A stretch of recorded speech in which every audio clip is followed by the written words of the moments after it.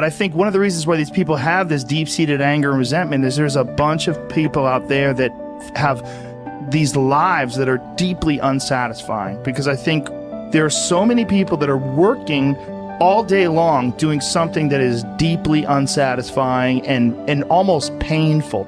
Yeah, it's soul killing. Soul killing. Yeah. They're stuck in traffic all day, and then they're stuck in a cubicle after that. They relish the time to take a in the bathroom and look at their phone. I mean, they literally do that. That's a highlight of someone's day. They get in traffic on the way home. They get home after that, they're watching television, and they're You ever notice that some people seem to want to hang on to stuff that is bothering them? They're forever talking about it. They don't want to let it go. They've had a failure at something and it's grown. They can't get over it. They just can't get over it. Or somebody said something nasty to them. They don't want to let it go. Do you know what we should do? We should ask ourselves, everything that happens, is this serving you? Is this serving you? And if it's not serving you, get rid of it. You don't want anything in your life that's not serving you, that's not causing you to grow, that's not adding to the quality of your life. I don't care what it is. You will find some people, they just hold on to bad stuff. They hold on to problems. They don't want to seem to let it go. And that adds more problems. Whatever you focus on grows. The only thing that can grow is the thing you give energy to. Why would you hold on to anything that's not serving you?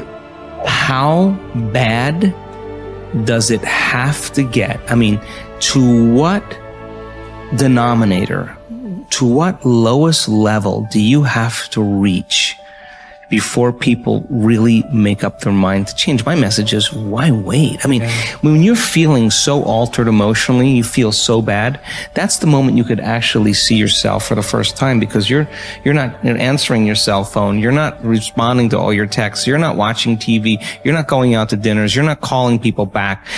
Something's altered in you and you're starting to become self-aware, right? I dare you to analyze yourself first, your company first, your character, your behavior, your work ethics. I dare you to analyze it and see if there's any change you can make. See, you cannot manage time, but you can manage activity. You can manage your activities. Make certain that what you're doing really makes a difference.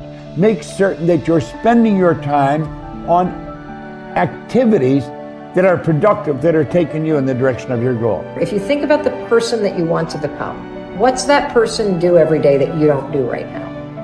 And when you start to do the thing that the person you want to become is doing, you leverage something called behavioral activation therapy.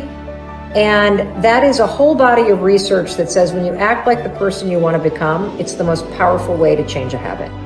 It's even better therapy than talk therapy, because the action proves to your brain that you're becoming that person. You're seeing the change through the action, and so then the brain catches up and starts to relate to you like a person that's confident, or a person who adores their appearance, or a person that celebrates themselves exactly as they are. Before you start the day, ask yourself, how do I want to think today? How do I want to feel?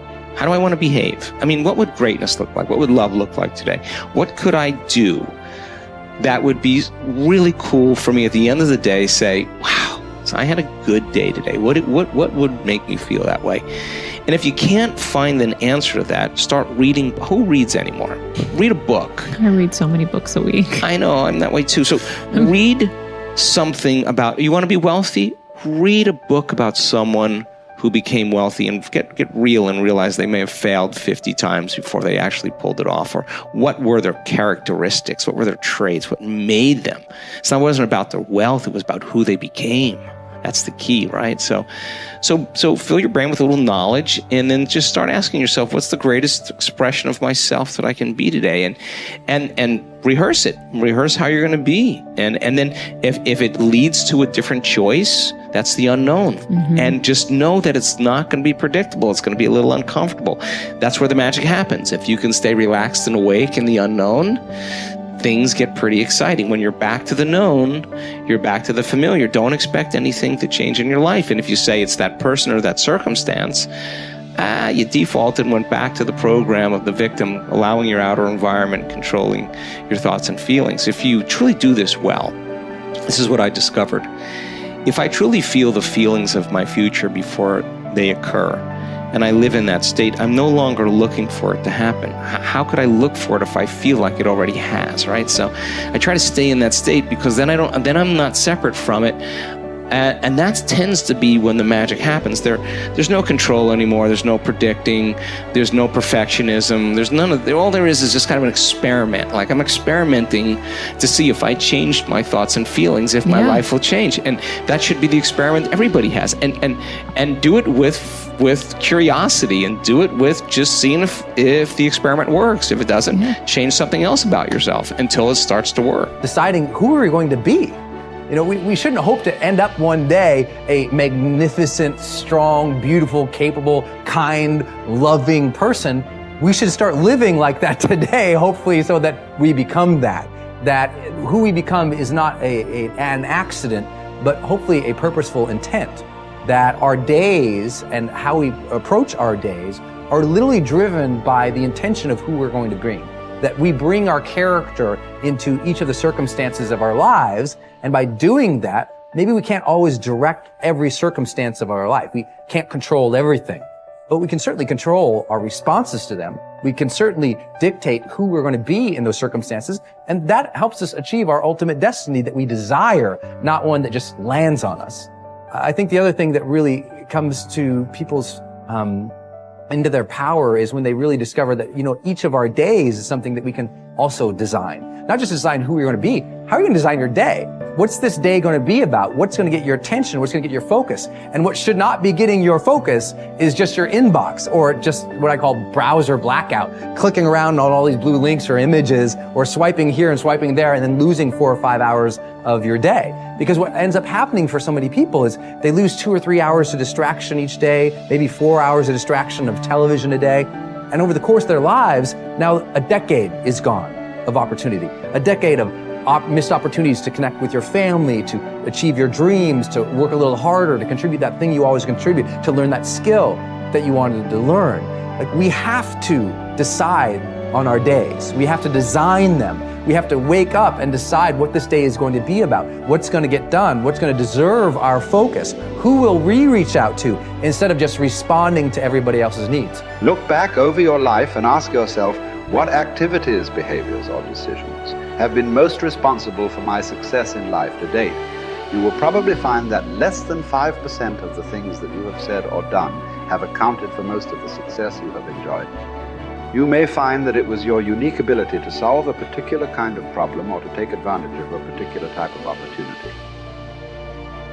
You may find that your special talent was an interpersonal skill that enabled you to influence and persuade other people at a particular time and place.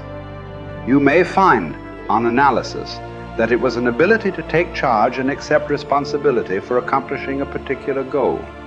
Whatever has been responsible for your successes in life to date may be a good indication what you should be doing in the future. Analyze your work based on the measure that I call return on energy. Leaders in every field deliberately apply their talents and energies where they can achieve their greatest return on the amount of energy, mental, emotional, and physical, that they invest in any endeavor. They refuse to take on jobs or work in areas where they cannot perform at exceptional levels.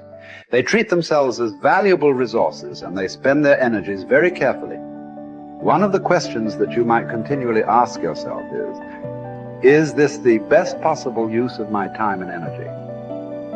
Is what you are doing right now the most valuable thing that you could be doing, given your particular combination of talents and abilities? Often answering this question will help you to see that there is a vast difference between what you are currently doing and what you should be doing if you want to be fulfilling more of your potential. Once you have chosen your ideal job or occupation for this stage of your career, your biggest responsibility is to make the decision to become very good and then to become excellent at what you do. In a lengthy study on successful Americans, the Gallup organization discovered that expertise, or being recognized by your peers as one of the very best in your field, was one of the essential ingredients for success in American life. We said before that self-confidence comes from positive knowing rather than positive thinking. It is only when you know that you are outstanding in your chosen field that you really feel terrific about yourself, and that you enjoy high levels of self-confidence. Men and women who are good at what they do and who know that they are good at what they do are very different from those who are only average. They walk and talk and dress and behave differently. They have an attitude of assurance and certainty about themselves that causes them to stand out in any group.